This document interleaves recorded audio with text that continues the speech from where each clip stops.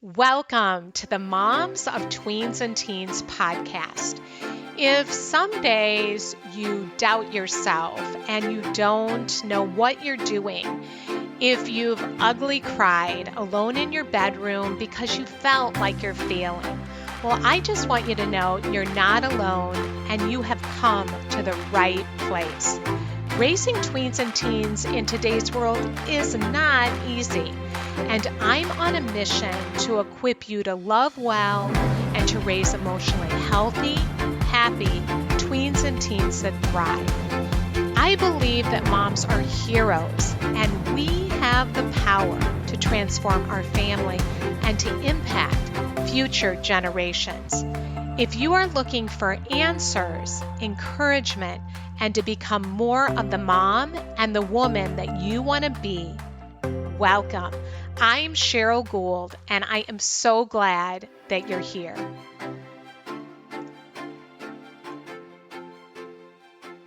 Well, welcome, friend, to the show today. And before I introduce you to my special guest, I have a few questions that I want you to consider. Have you moved, or are you thinking about moving? I think most of us would say yes at some point. We're going to move. Do you struggle with clutter? And do you struggle to build community where you are at? And would you just like to be happier where you live? Well, recently, many of you know this, I have moved from Chicago area to Dallas, Texas, and I am saying yes, yes, yes to every single one of these questions. And I'm so excited to have on the show today, Ali Wenzke. And Ali and her husband, Dan, have moved 10 times in 11 years. Ali has lived in 7 states in the United States and written the wonderful book. And for those of you that are on YouTube watching this, the wonderful book, The Art of Happy Moving, you're seeing it, is so cute. How to Declutter, Pack, and Start Over while maintaining your sanity and finding happiness. Ali also started the blog Art of Happy Moving to help millions of people who move each year by providing practical tips on how to build a happier life before, during, and after the move. She's been on the show Live with Kelly and Ryan, WGN, Fox 4, CBS 6, featured in Forbes, Real Simple, Parents, U.S. News and World Report, and more. She is also the mother of 3 and a real estate broker for Compass in Winnetka, Illinois. And I love that she doesn't plan on moving anytime soon. So thank you, Ali. Welcome to the show. We are so happy to have you here. Thank you so much, Cheryl. It's so great to chat with you. I really appreciate you having me on your fabulous show. Yeah, I was so glad when you reached out to me, and it was for some event that you and Lauren, who's been a colleague and friend of mine, were doing, and I had moved. And then I looked you up, or I saw somehow you'd written this book, and I had just moved. I was like, oh my gosh, that is perfect. And then I started reading it, and it just applies to so much that I'm going through right now. And especially being an empty nester, which we're going to talk about, those of you on here that have kids and are moving, because then you're dealing with kids and schools and friendships and all of that.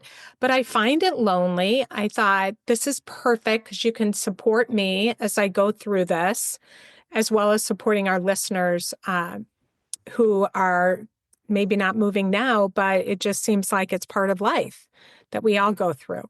Mm-hmm. So I want to know first, how did you write this book? Like, what got you thinking about writing this book? Yeah, so it's interesting you talk about the loneliness because that's what it was.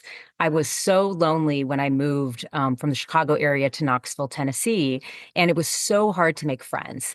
And I had never had that experience before. We had moved so many times, and it really surprised me. It took me 6 months to make a good friend, and that changed me. That just changed the way that I viewed everything. And so I really started with that. It's this emotional side of moving that people don't really talk about with restarting a community and how it can be difficult as an adult to make new friends. So it really started with that. I started my blog. A lot of people had reached out too that they were in the same situation of feeling lonely.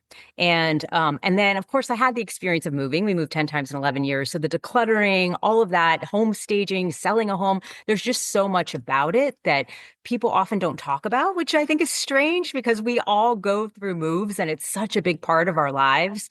And so many millions of people move every single year. And I walked into a bookstore at Barnes and Noble and I asked, well, like, where's your book on moving? And they're like, moving? We don't have any books about moving. I was like, that's crazy. There are millions of people who move. How are there no books on moving? And so I figured it wasn't out there, so I should write it. And I love the way that you have written the book. I took the quiz. You have quizzes and things to really think about and to know, like, what am I even looking for when it comes to where I want to live and what I even have to think about when it comes to why I want to move. And so, why don't you just start with telling us what are some of the big mistakes that we can make when it comes to moving?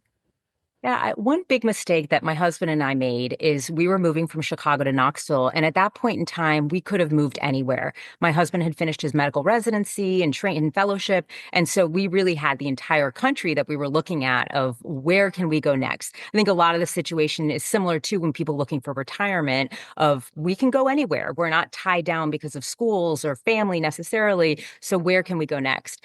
And what my husband and I did is we made a pros and cons list of the cities or the states. And so it can be, low income taxes, the weather, all those things that I think many of us go through.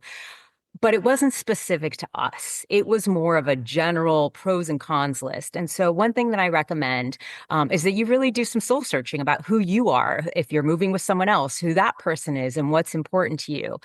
So, I recommend doing like a location specific gratitude journal. I'm very into gratitude. So, that might come out in this interview, very into gratitude. So, what I mean by the location specific gratitude journal is if you're writing down what are you thankful for today.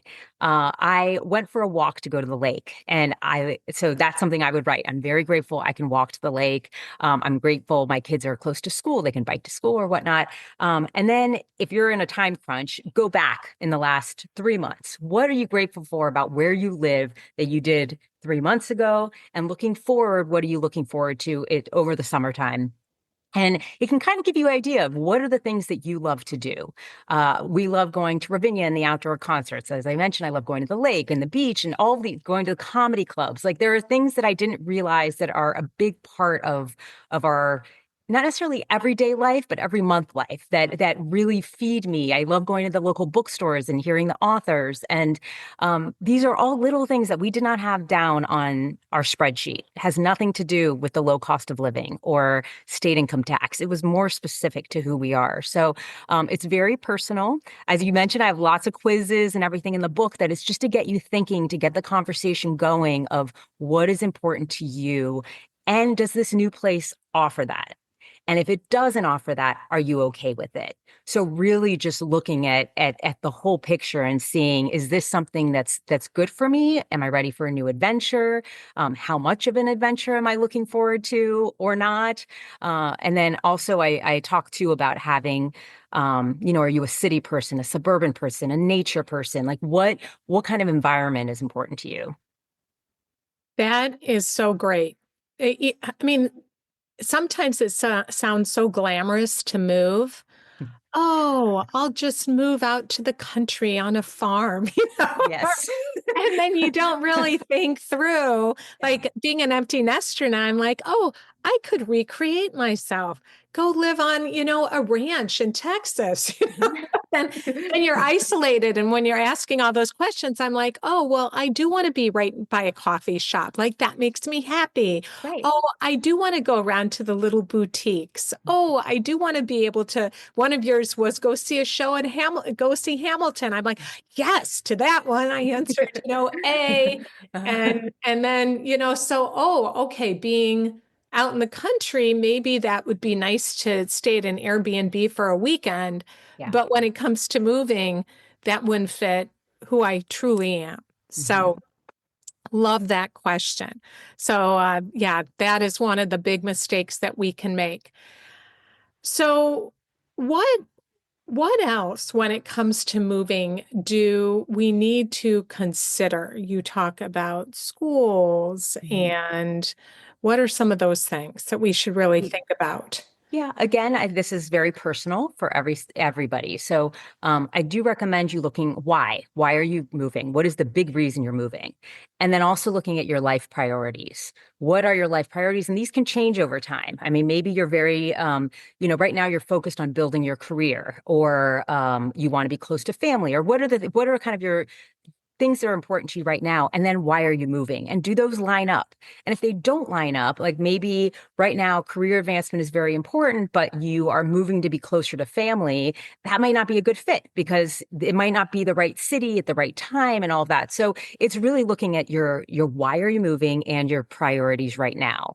And then, in general, things that are important, it is if you're looking at schools, like you mentioned, commuting, I do talk about a lot in the Oh, book yeah. because Mhm.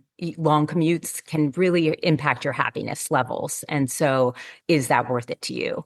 To community, everything I'm going to come back to is community and gratitude. Is it the right community for you? Like you mentioned, you like going to the coffee shops. Will there be a coffee shop that you can have a community in? And I'm not saying that it's going to be like Cheers and you're going to know every single person in there all the time, but just those little connections make such a huge difference in our lives. Just knowing, the barista or just saying hi every morning, just that simple thing really makes a difference. Mhm. Yeah, community. It certainly does. And, one of the things that you talked about that I really thought about and what I really like about your book is that you base it on positive psychology. So it's not just, I mean, reading it feels like nourishing to me. Oh, I'm thank you. reading it and I'm just like, ooh, reading this makes me like I just opened it up, final tips for success. And you talk about routines and you talk about clutter and make all these happy things that we want to make our lives full and happy. And when I thought about it, we're in kind of getting back to where I'm at right now. We're renting.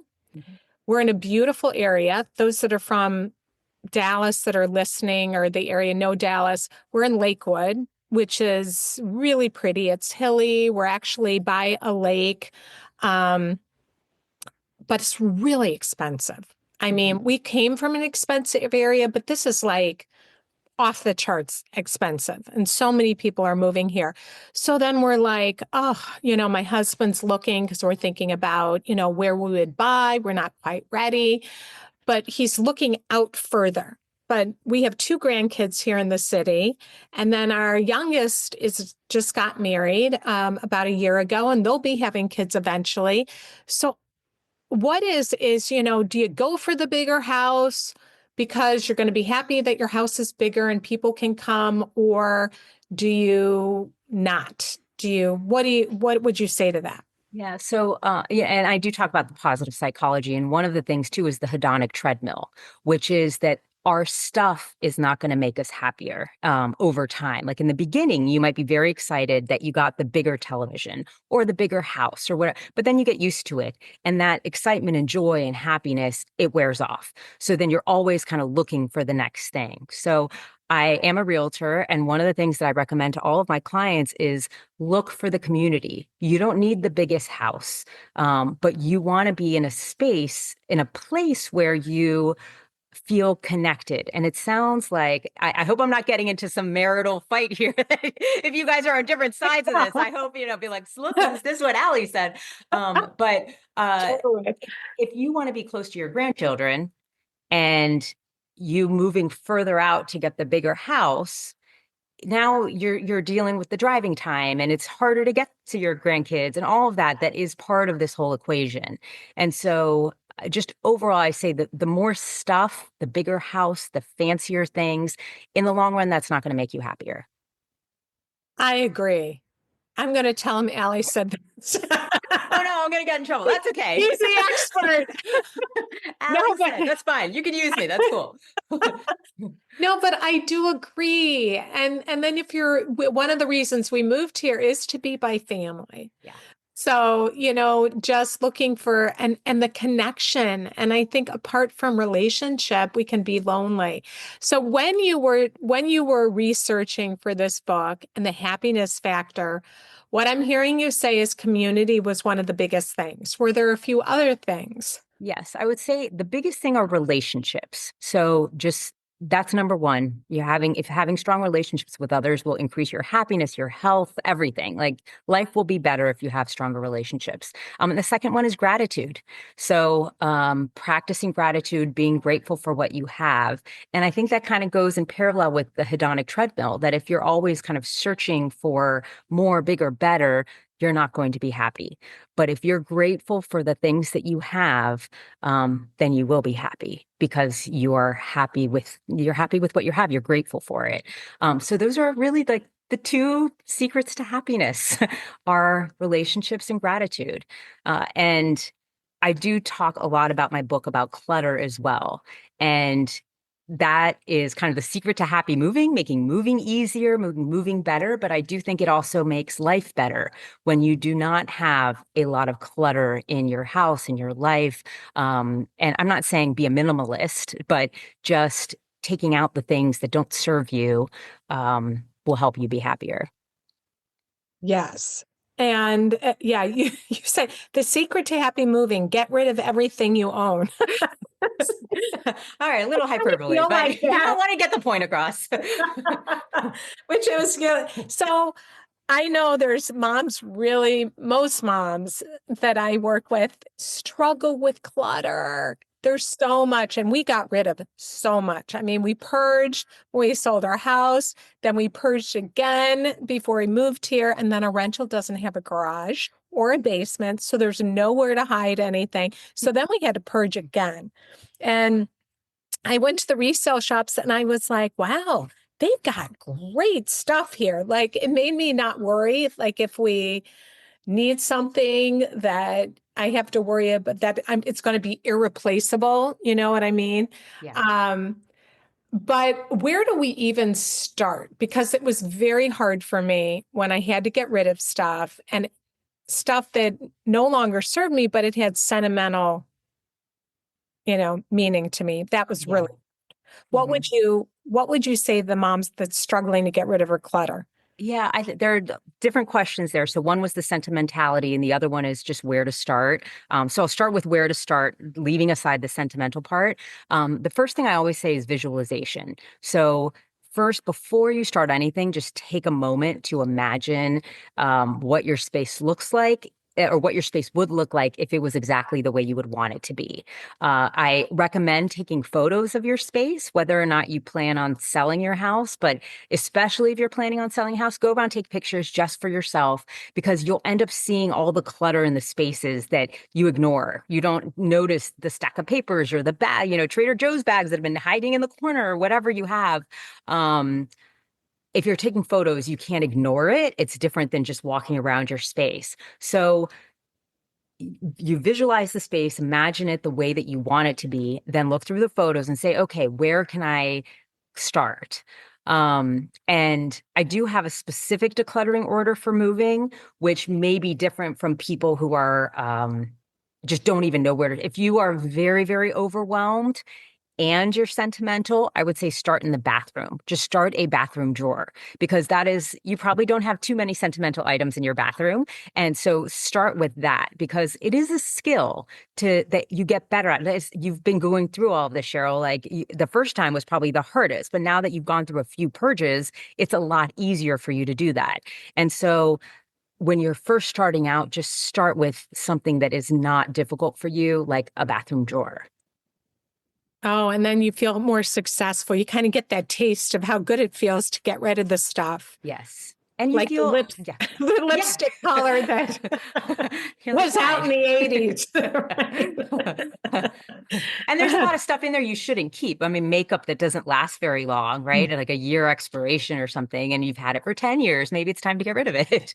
So yeah, Yeah. so I would start there. But if you're moving or you're ready to like make a difference, I have a certain order to moving that really focuses on the weight of the items.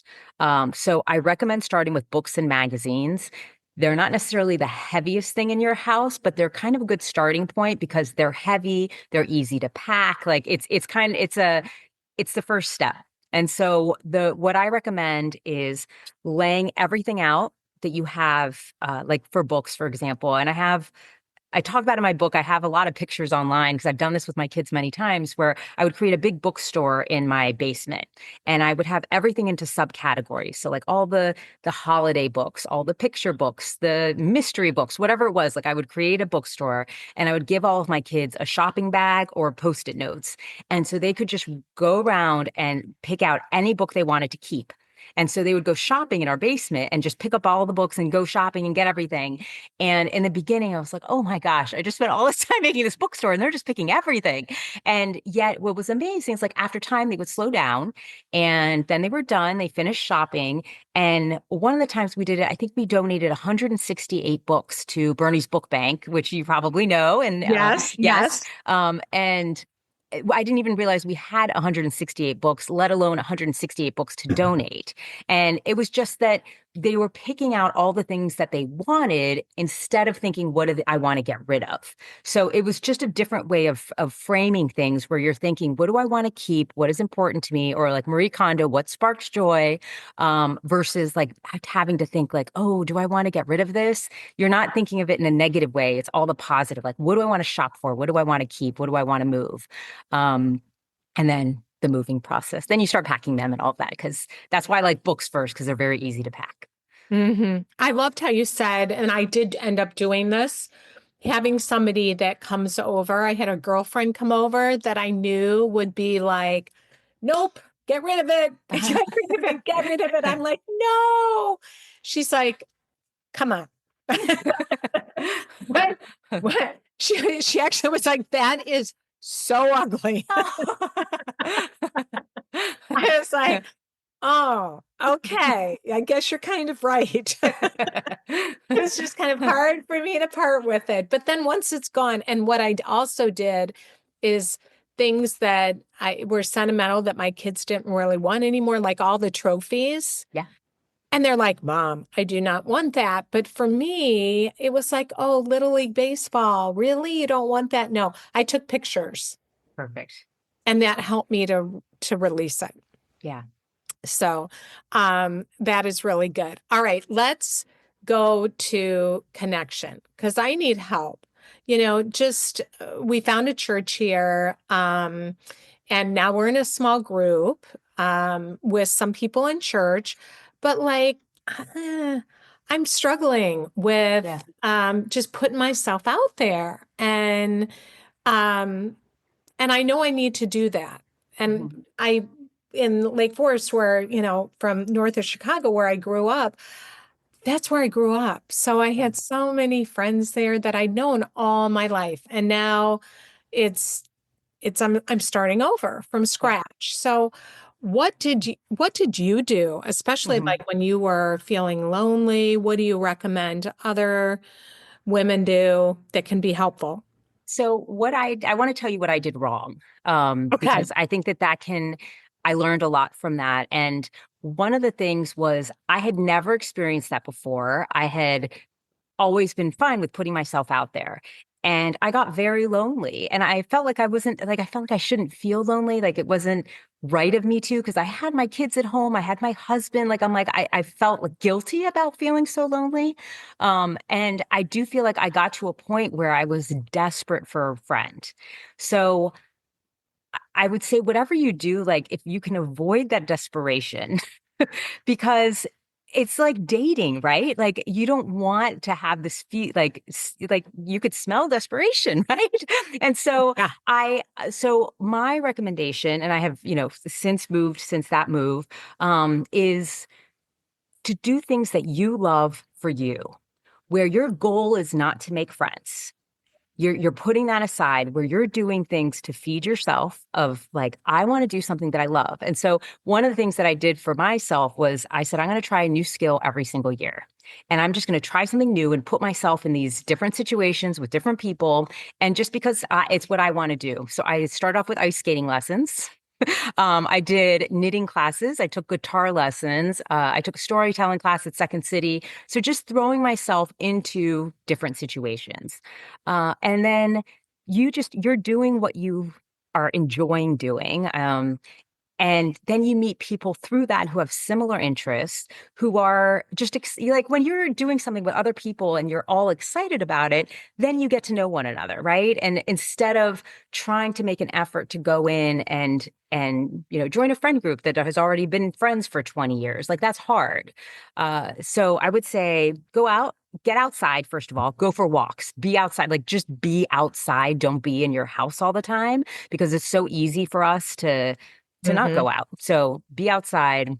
If you have a dog, I feel like dogs are like the best friend meters. I don't have one, but get a Yeah. dog. I do have one. They are Great. good friend meters, and we have a park right by us. So It's that is perfect. nice. Yes. So I feel like that. And I think that one of the things that I didn't really recognize until I was doing a lot of this research is that we leave at the height when we're moving, we leave at the height of our friendships with the people at the community we've built. And especially for you, you lived somewhere your entire life. Like you have spent a lifetime building those relationships and you still have those relationships, but you're starting all over. So Yeah. it's kind of like being on a mountain and starting, from the bottom. I don't know if people realize how much just what a struggle that is because you're starting all over. And I think we all need to give ourselves some grace to realize that it takes time to make friendships. It's not overnight. It's not overnight. You've Mhm. spent months, years, whatever, building these friendships. So starting with, I want to make some acquaintances. Like this is not going to be my best friend that I'm going to tell everything to, but this is someone like, who can I go see a movie with? Who can I grab a cup of coffee with? Start with that and then build on it, but just give yourself time and space. I also think it's really nice to meet other new people in town because they are in the same situation. So I host a lot of events for new people in our area because I know what it's like and you're coming from the same place and it just I've seen relationships build much faster when you're also new and can go from there. And that's how I met my closest friends in Knoxville is I found the other new people in town. I like that. My daughter that just moved here, that's what she did. And even Facebook, she met some really nice women that were new and her age. Hmm. So that's been really helpful to her. I like that. So not thinking, oh, I have to find a friend, but more like looking for those interests and trying that you put yourself out there as far as what new things do I want to try? And I I've think that's one wanted to fun thing about join the moving too. rowing team. You should. I thought that would be really fun. It feels really scary, but I've looked and I'm like, oh, they have lessons and talking to you, I should just try it. Yes, for sure. There's something really special about trying something that's completely out of your comfort zone. And I would think whenever I was doing these, I would think about our kids too, how we're like, go sign up for ballet or soccer. We throw them into these new situations and don't think anything of it. And then when I was in it, I'm taking ice skating lessons. I'm like, oh, this is really hard. I don't know anyone. I don't know what I'm doing. Like there's all of that discomfort. And yet we expect our kids to do it all the time and don't think, I'm like, it was hard for them too, but we just think like, oh, that's just part of growing up. But I think it's really good for us to do that too, to realize I can do it. It's scary, but it's fine. And then you do something fun and you're like, that was cool. I never thought of it that way. I like that because I have moms a lot of times they get frustrated with their kids because maybe they have an activity they've done for a long time and then they hit the tween years and they want to make sure a friend's going to do it with them. Hmm. because they become more self-conscious. And Hmm. I like thinking about it from our perspective of for us, it's scary too. For sure. Put ourselves out there and not know anybody. Yeah. I kind of feel like I'm back in middle school. It's like, I'm like, all that young stuff is coming up for me. You know, if you go out to coffee with a group of women, like you Yep. said, that have known each other. Yeah. So, yeah. And I was saying to somebody, I think I need to get fed from a lot of different sources. So that's where I Yes. like you talking about looking for different interests and different things. Yeah. Yeah. What about with getting your kids connected? Hmm.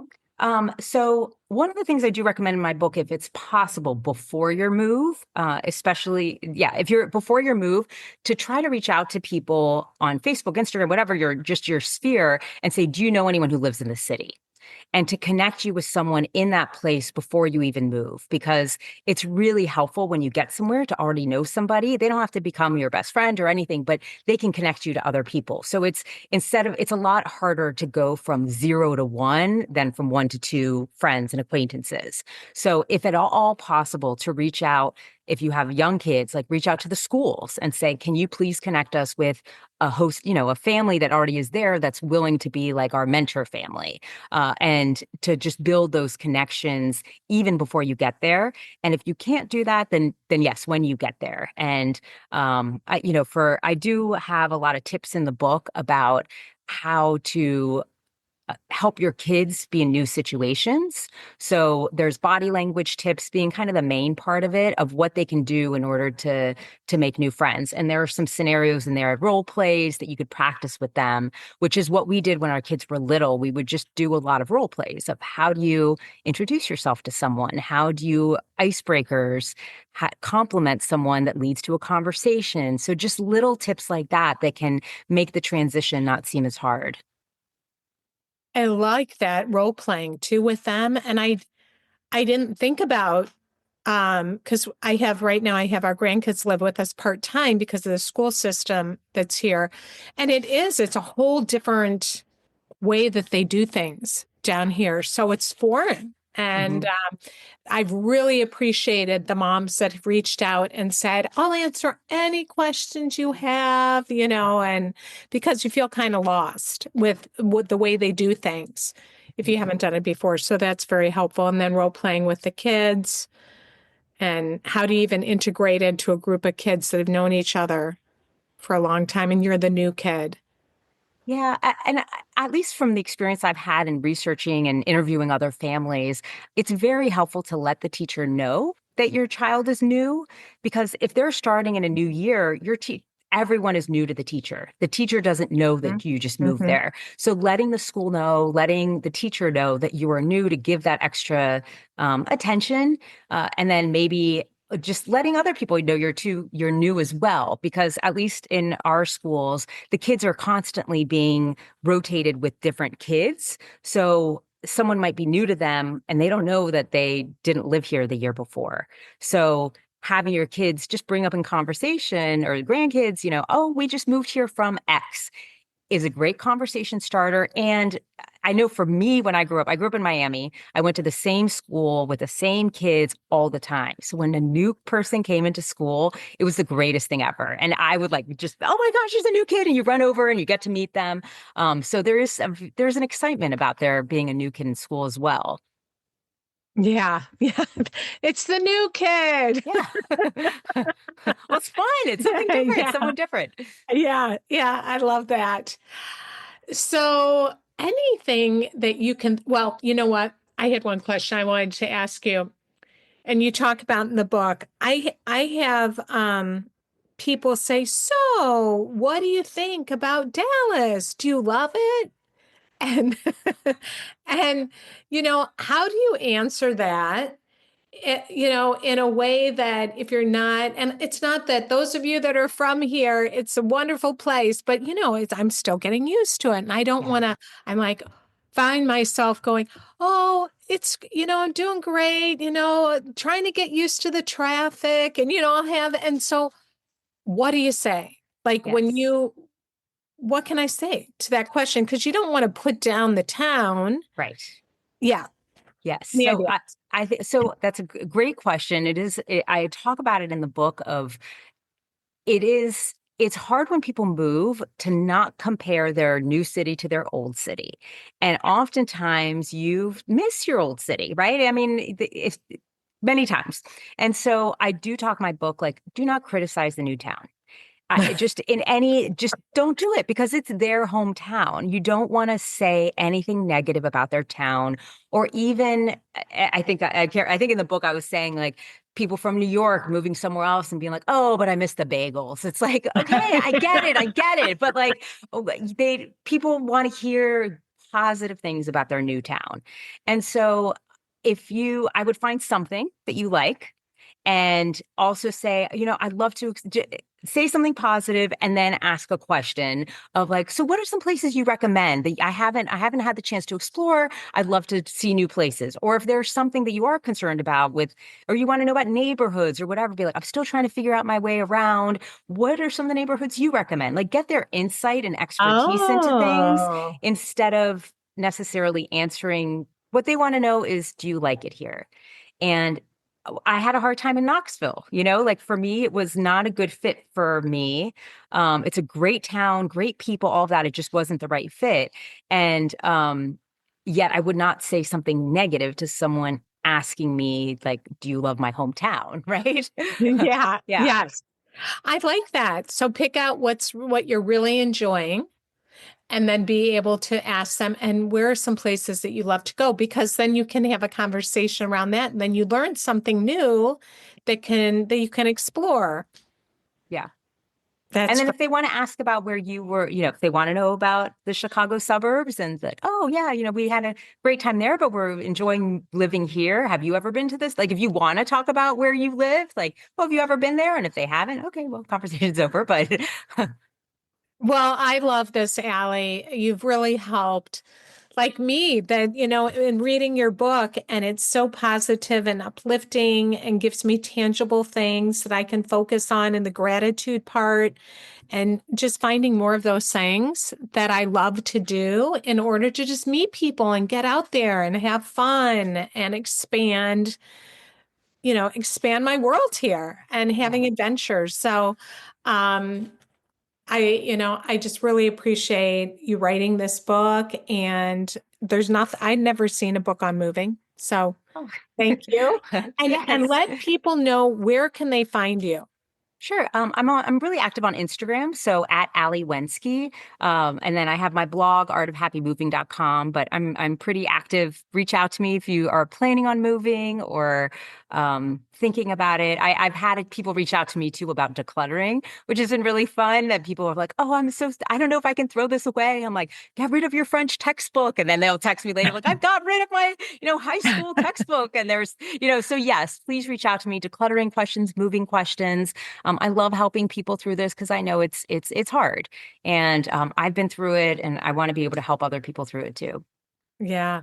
Well, and you have to check her out, everybody. I'll put all the links in there and check out her book.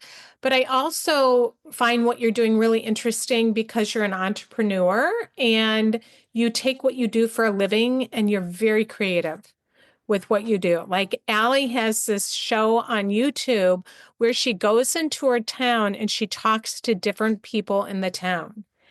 And I love that you're doing Thank that. you. It is And so much fun. oh my gosh, it just outside the box, being a real estate, agent too, and thinking creatively and how we can all do that. So looking for things that we love and our strengths and thinking, how can we bring more of that into the world? So Yeah. Well, I also think community. I'm just going to throw that out there again. Community, community, community, because it's what matters. And to find ways to connect with your community, it's good for yourself. You'll be happier, healthier, and I just think it just makes everything better. absolutely. And there's a lot of people out there that are feeling lonely. And when we smile at them and we talk to them, it makes them feel good. So Yeah. Yeah. yeah, we need each other. So thank you, Allie, for coming on Thank you, the show Cheryl. This is today. so great. I really appreciate it. Well, that's it for today. And thank you so much, friend, for joining me. And if you're listening today and you are feeling the challenges of raising your tween or teen, whether it's the mood swings or the pushback, or you're like, I don't know how to communicate with them anymore, they won't talk to me, or you're wondering like, am I doing this right? I just want you to know that you're not alone, and there is a community here that is waiting to support you. This is an $8 a month membership, and I do monthly workshops. There's so many resources. There's a wonderful community. There is an app so you can access it from your phone, and so much goodness and wisdom here. And you can check it out at momsoftweensandteens.com.